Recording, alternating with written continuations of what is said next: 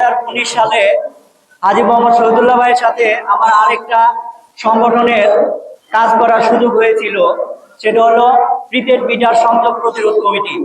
আমরা সেইখানেও যথেষ্ট সফলতা পেয়েছিলাম আমরা সেই আন্দোলনে।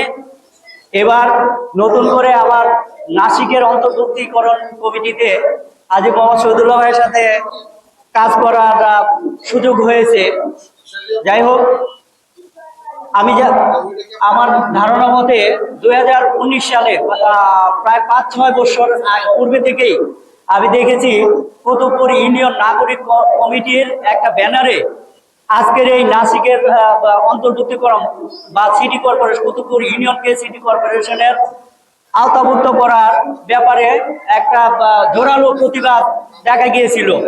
বিশেষ করে আমাদের এখানে আছেন SM কাদিরের বারবারই আমি প্রায়শই দেখতাম কাদিরের সেই ঝাঁঝালো পোস্টগুলো দেখতাম যে কুতুবপুর ইউনিয়নকে নাসিকের অন্তর্ভুক্ত করা হোক।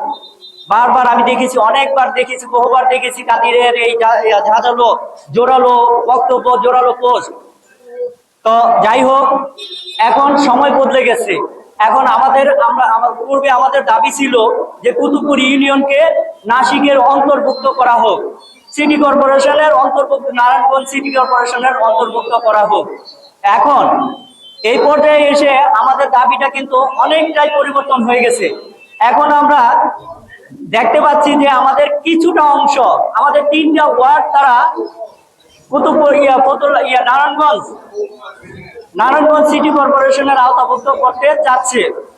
তো আমার বিশ্বাস, বিগত দিনে শহীদুল্লাহ ভাই, SM কাদির, নুরুল হক জমাদার সাহেব, ওনারা যে আন্দোলন করেছিলেন সেই আন্দোলনের প্রতিফলন এখন আমরা দেখতে পাচ্ছি। কারণ তারা এখন 3টা ওয়ার্ডকে নাসিকের অন্তর্ভুক্তকরণ করতে চাচ্ছে।